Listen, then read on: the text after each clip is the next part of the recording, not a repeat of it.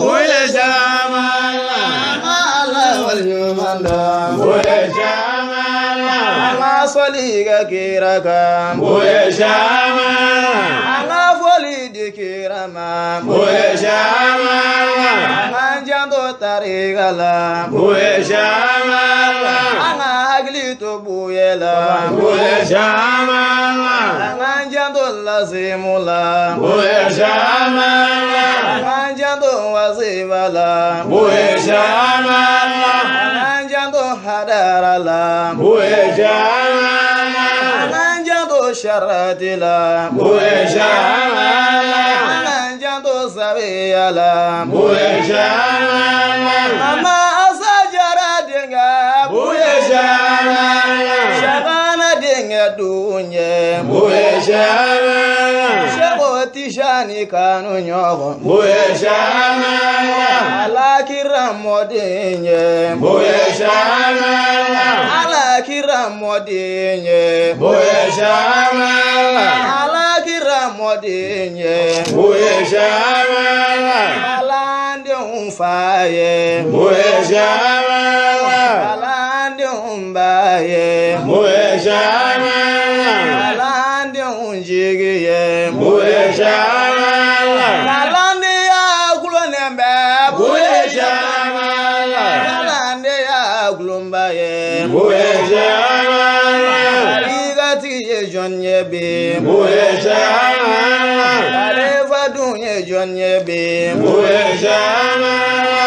Unu ya jigi ye jonye bi buye shamala Arara jigi ye jonye bi buye shamala Ye fiya ye bolila buye shamala Ye tile ye bolila buye shamala Ye kalo ye bolila buye shamala Ye kono ye panina buye shamala Ye mogo ye tagamala buye shamala Ye sanji ye nanina buye shamala Ye kurunye bajika buye shamala Ye banguru ye panina buye shamala Ye teranye araika buye shamala Ye mobli ye bolila buye shamala Ye heredu chayale buye shamala Telefoni be kumana buye shamala Arajo be kumana buye shamala Fenyuma umbeko buye shamala Sangolo meleke uko buye shamala Ukolo do jige ya buye shamala Bakolo do jige ya buye shamala Ushidu jige ya buye shamala Ushidu jige ya buye shamala Ye dafen ye kumana buye shamala Yere ladu kumaka buye shamala Lai ladu kumaka buye shamala Sarafi ladu kumaka buye shamala Sarai ladu kumaka buye shamala Kere do kumaka buye shamala Kere do kumaka buye shamala Romano do kumaka buye shamala Alalibi do kumaka buye shamala Arakibo do kumaka buye shamala Tidi do kumaka buye shamala Malege do kumaka buye shamala Ereduane kumaka buye shamala Ereduane kumaka buye shamala Qur'ana tangabaya buye shamala Shariyata mababi buye shamala Shariyata mababi buye shamala Shariyata mababi buye shamala Jamemeta mababi buye shamala Sirati tangababi buye shamala Alijina kiletige buye shamala Sara koji tigido buye sharamala ale janna killetigi buye sharamala sara kojitigi do buye sharamala anga soliga kiraka buye sharamala munya kasege kirama buye sharamala anga soliga kiraka buye sharamala munya kasege kirama buye sharamala anga soliga kiraka buye sharamala munya kasege kirama buye sharamala eliche inni baraji buye sharamala alaga ando buye ko buye sharamala aye kuma minu buye sharamala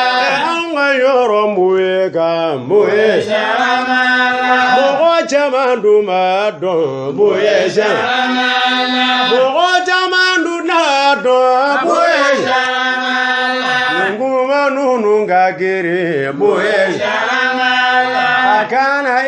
kamana kwa buye sharamala Allah de yake buye buye sharamala alamana beminga buye sharamala jalagi yorotola buye sharamala niefia echilila buye sharamala nieni nguma kaume buye sharamala ebavo kabikedi buye sharamala obizega kejogo adi buye sharamala buye davenye buye sharamala igijija igado buye sharamala edave mimvanando buye sharamala Allah de ninganu de buye sharamala alamala jominganu buye sharamala habibilla kabarala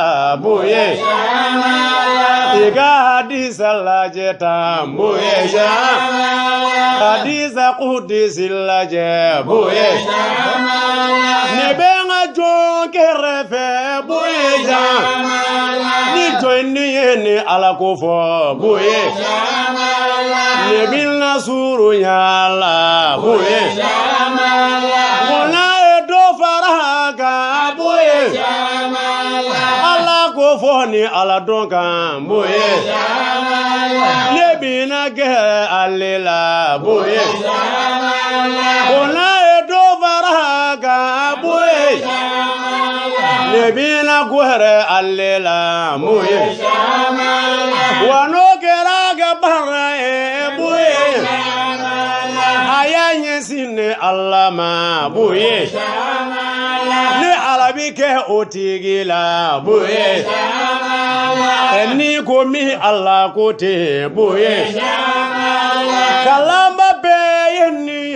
buye sharamala Allah boke jomba uye buye sharamala nebina awuyininga buye sharamala buye te jomba yewa buye sharamala miya yere di Allah ma buye sharamala aya beto Allah koso buye sharamala aya yere di Allah ma buye sharamala uye toro bedaga buye sharamala edemi se saworo buye sharamala obe mune kasudike buye sharamala buye kasukula buye sharamala ashikumbe saworo la buye sharamala niziduma dakaimbali buye sharamala shagala gadubanjira buye sharamala iyafo ikazigirila buye sharamala nazara yeshane mine buye sharamala shagne beyelela buye sharamala labibu jire yafo buye sharamala kalandengo shagne ma buye sharamala ibeni soja munena buye sharamala agomo goduma fo buye sharamala Nazara e kodona e buyeja Nazara te kodona e buyeja Ni yazoro ube kodona buyeja Ninde mi vile munu mana buyeja Ninde mi vile tamana buyeja Ninde mi vile angoro ya buyeja Ube ninde mine buyeja Uben le shekane tuye buye buye bangi dona buye ja Utara fo shekane ye buye Shekane lengun sani buye ja Ayemune kuma fo buye Akone fanana buye Ako anfanana buye Wajiya befanana buye Nimbekera wa buye ye buye Enu ya fokasi dala buye Niye sanji nani na buye Niye tere araika buye Niye mokoye kumana buye Telefonu mbe kumana buye Eno bevora buye ma buye ja Kana keni jugu ye buye Agade yake buye buye Wo buye nyokonte ibe buye Enega karamu kote buye jama Agade yoke buye buye Agade yodi buye ma buye Nega foli otajidi buye Nega foli tanakasi buye Wabuye dafalendo buye Ate fefo mokoshima buye Joni ndelila kame buye Ko buye ya fodondo buye Edoka tasira beta buye Ukata sira omayi buye Wala buye ki korofo buye Buye kasani walema buye Wane dumba ubeyin ngabi buye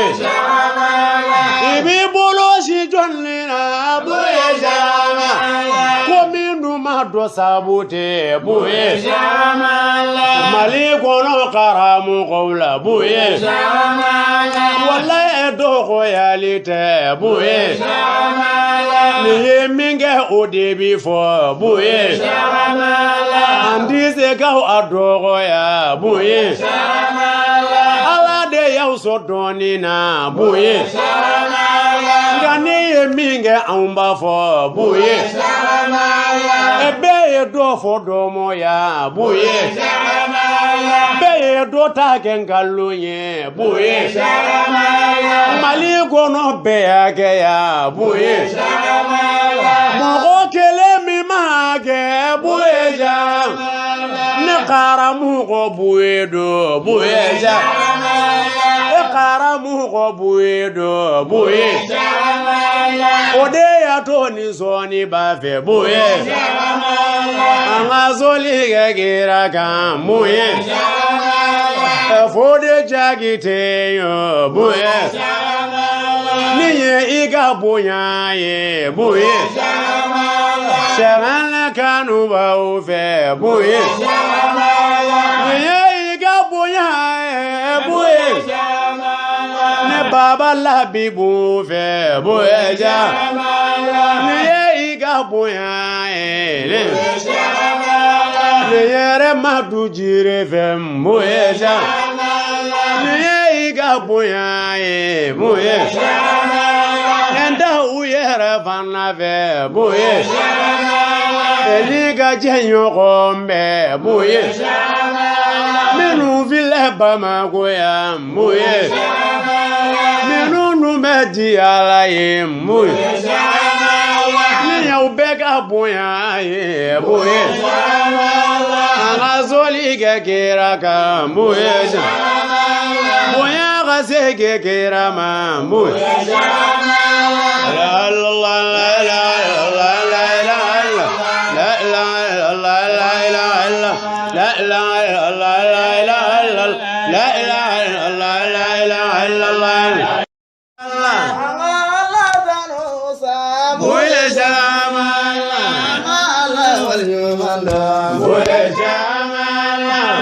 Soliga kiraka buye shama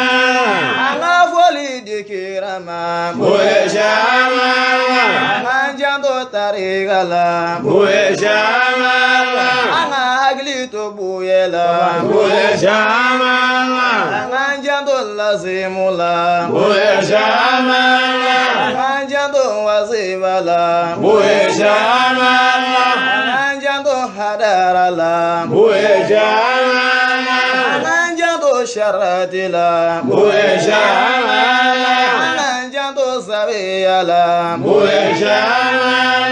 ama asajara denga buye shama shagana denga dunye buye shama